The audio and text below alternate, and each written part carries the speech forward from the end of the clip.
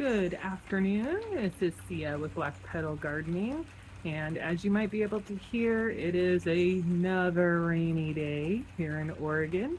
I am in the Pacific Northwest, Zone 8B, and today we are going to do some more planting of seedlings, or of seeds. And this time around, we're going to do something a little bit different than before. I'm going to use some plastic cups that we've had in our cupboard for a while and just see how that method goes. So without further ado, let's get to planting. Okay, so in a previous video, you have found out that I am not immune to the draw of more seeds, and um, the tomato seeds that I purchased are what we're going to be planting today. I figured that that would be a good option for the plastic cup method, simply because those are bigger plants typically and need more space, and so it just seemed like a natural fit. So what we're going to do is we are going to get some of this mix. Now this is the mix that I used to up pot the previous seedlings that I had, and so it's not quite the same as a typical seedling or seed mixture that you would put in. It's definitely a little bit more dense because this has potting mix and I think a little bit of compost as well as some worm castings in it. And the reason I'm going that route is that'll instantly give it some nutrients, which you tend to not have when you're using more of a mix that's made for seedlings like this, which is really light and fluffy. So that is a good medium, and I think is what's usually recommended when you are starting seeds. But I'm kind of trying to give my seeds a little bit of a boost out the gate, and one of the reasons I want to do that is it is the 20th of April today, and hopefully we're going to be turning a corner in the weather, and I'm anticipating May. I would love it to be the first week of May, but potentially, second week of May, maybe even third, is when we'll finally be able to safely put our tomatoes out. Well, with only having 2 weeks available, the more growth and things that I can give it, especially if I don't need to change the pots that I'm starting them in, I figured that that's all the better. So, with that in mind, what I did was I sorted out, how many of each plant I wanted, and there's not a lot of seeds in these. This particular one, Adelaide Festival, has 10. I believe some of these others have 20.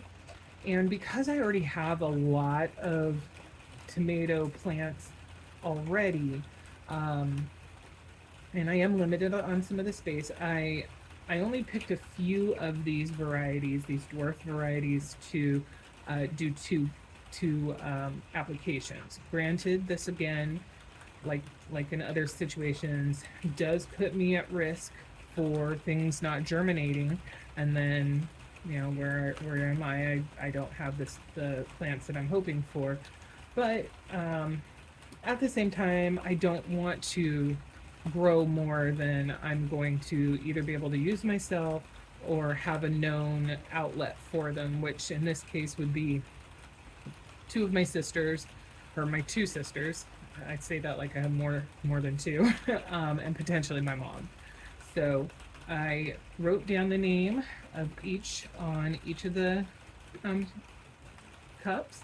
I did put holes in here, and I did this by heating up something metal and then making the hole.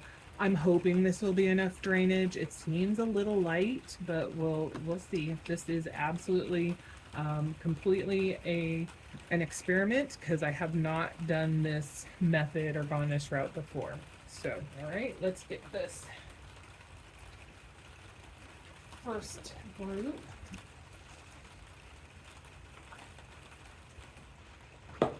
Planted. I don't want to pack this down too much,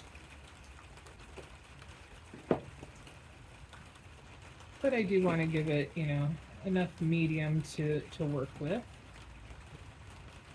I don't think it'll be important to make sure this is all the way up at the top because it is going to be under grow lights.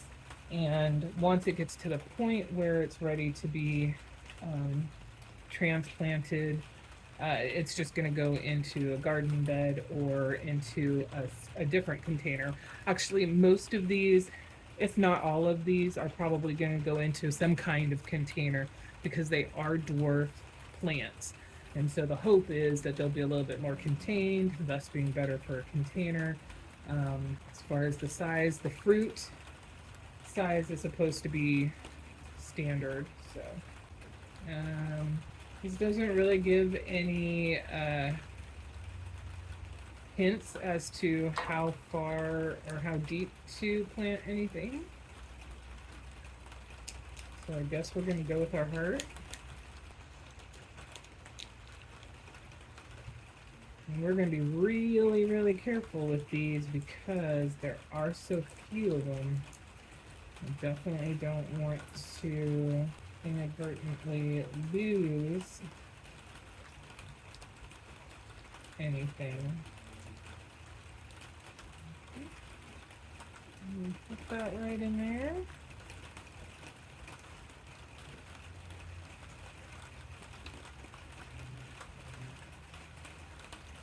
Cool. Now I just need to do that about 1,000,000 more times.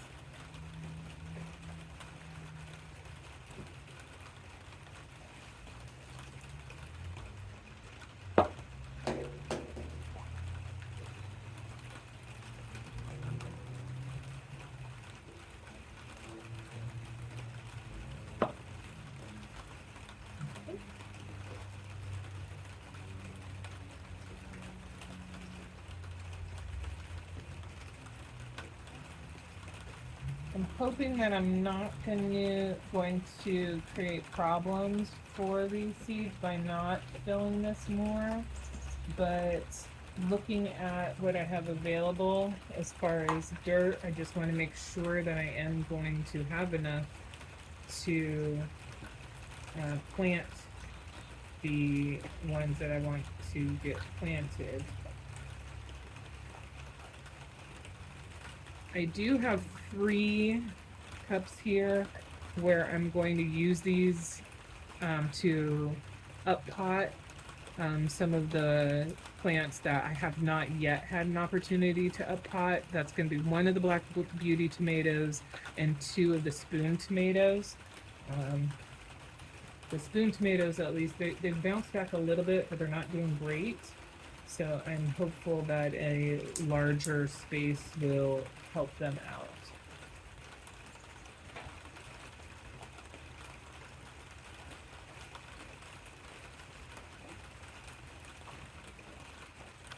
All right, so that's our first 2. As I mentioned, that was Adelaide Festival.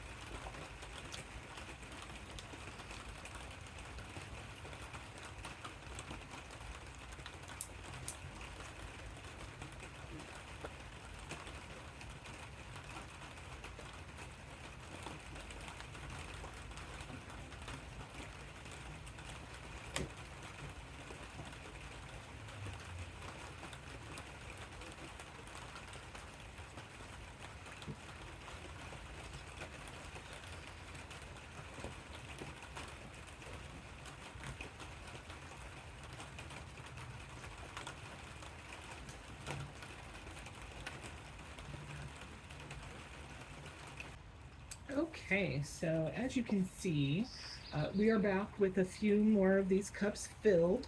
I decided, as nice as it might be to sit and listen to the rain and birds and background hum of traffic um, while I put the seed stuff together. It probably get pretty boring pretty quickly. So I have now filled pretty much all of the ones that I'm going to fill right for the seed starting piece as far as tomatoes are concerned.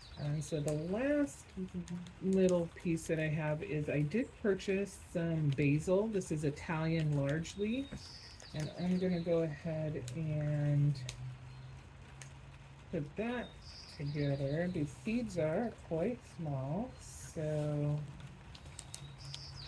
that'll be fun. I guess we'll do three seeds in here. And of course they're very dark, so hopefully I'm actually covering them properly. And we'll just assume that all has gone well with that. Unfortunately, I don't have any visuals that I can show you to show you what kind of tomatoes I have planted. I, however, can at least give you the names, so if you are interested in them, you could go look them up over on the Victory Seed Company website. Okay, so we've got 3, 6, 9, 12, 14. I guess we'll just say 13 for now since this is basil. And of those, we are doing one of the dwarf Russian swirl. We have 2 of the dwarf Stony Brook heart. This one I'm really interested in seeing how it turns out because it is supposed to be semi-heart shaped, so that'll be interesting to see if we get there. We've got the basil that I mentioned. We have one Wilpena, I'm not sure how to pronounce that. We've got one Laura's Bounty.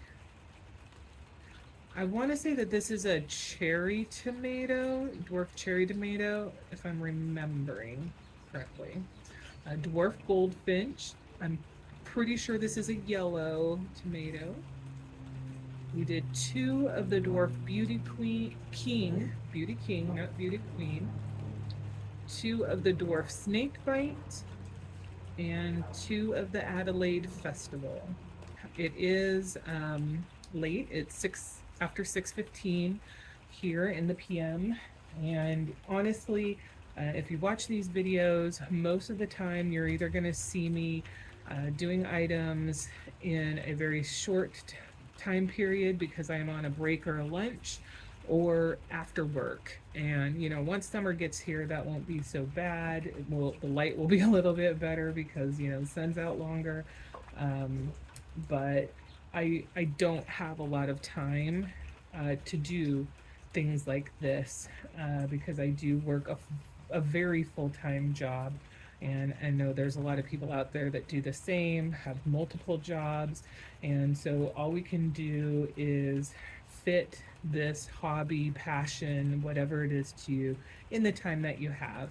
Weekends, of course, give you a lot more flexibility. But there's always going to be other calls on your time, so it's still a bit of a juggling act. But yeah, this is something that I do enjoy, and I absolutely wish I had more time to do it. I wish I had time during the day that I could do it, you know, especially if I'm going to do videos so that you know it presents a little bit better. I would like to do it when it's a little bit warmer, but you know what, you use the time that you have and you make do and you make it work for you, and that's kind of what I am, at least that's my goal. So take that little I don't know if it's a rant, a little just side piece of my life, however you want, and hopefully if you are able or are in a similar position as I am and aren't sure, can I be successful doing a garden when I have such limited time? I would say yes. Whether you're going to do seed starting, you know, there is going to be some time impact in getting set up. There's going to be some time impact in maintenance. but it is certainly something that you could do in a 30-minute block. Start small. Do six things that you're gonna seed up, and then that keeps your time requirement small there. Or do a large thing, but and block out the time that it would take to get a large amount of seeds put together, and then it's gonna generally take the same amount of time to water something um,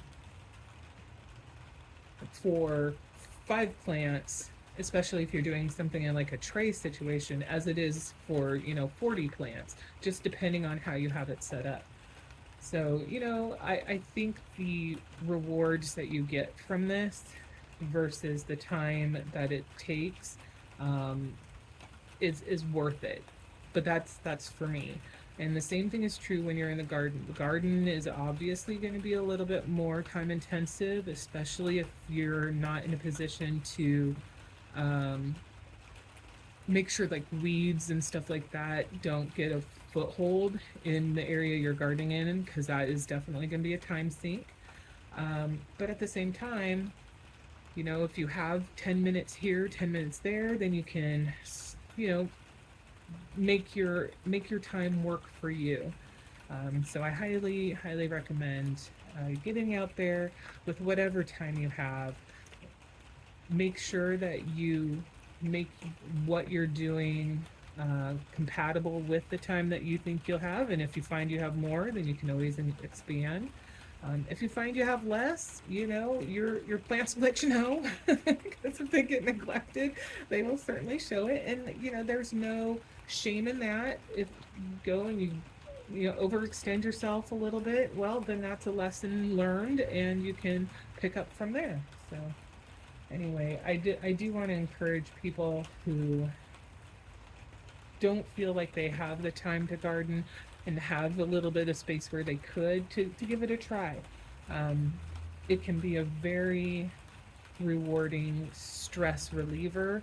I mean, it can be stressful too sometimes when you're just staring at your seeds, hoping that they're going to open and that they're going to produce. But overall, I think it's a good option for just about anybody. So love to have you along on our journey as we're dealing with how do you do a garden that you can maintain your interest in with the time that you have and the space that you have. So please consider subscribing.